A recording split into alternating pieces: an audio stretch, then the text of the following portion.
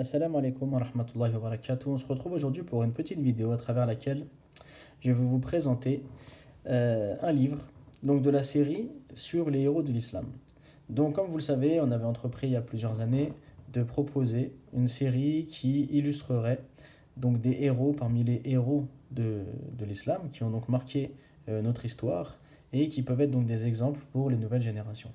Et donc le numéro 2 de cette série présente Salah ad-Din al-Ayyubi, qui est également appelé souvent Saladin.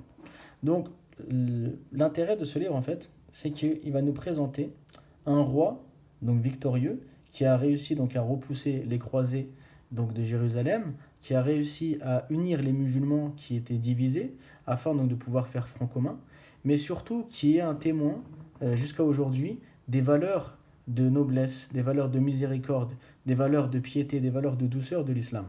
Donc malgré l'environnement hostile dans lequel il était, malgré donc les difficultés qu'il a pu rencontrer qui étaient liées à la division des musulmans, qui étaient liées à l'agressivité et à donc à l'invasion des terres musulmanes par donc les auteurs des croisades, il a réussi donc à réunir les musulmans.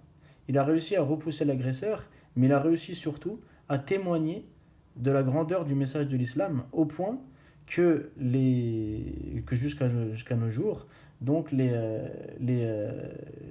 chrétiens donc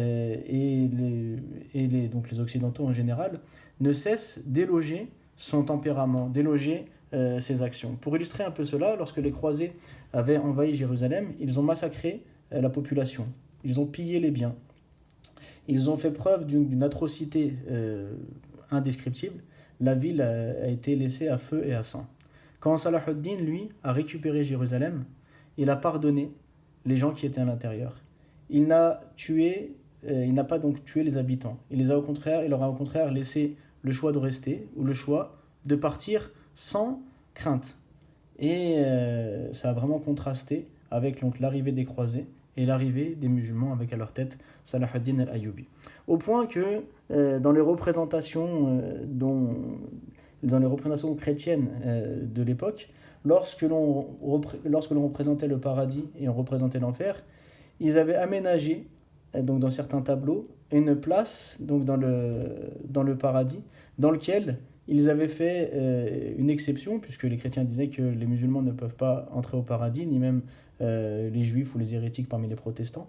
Et donc ils avaient illustré sur un tableau un coin du paradis qui serait réservé à certaines personnes qui n'étaient pas musulmanes, qui n'étaient pas chrétiennes, pardon, mais qui avaient atteint un haut rang auprès d'eux et qui méritaient donc le paradis. Et parmi eux, il y avait Salah ad-Din al-Ayyubi. Donc un excellent roman à découvrir.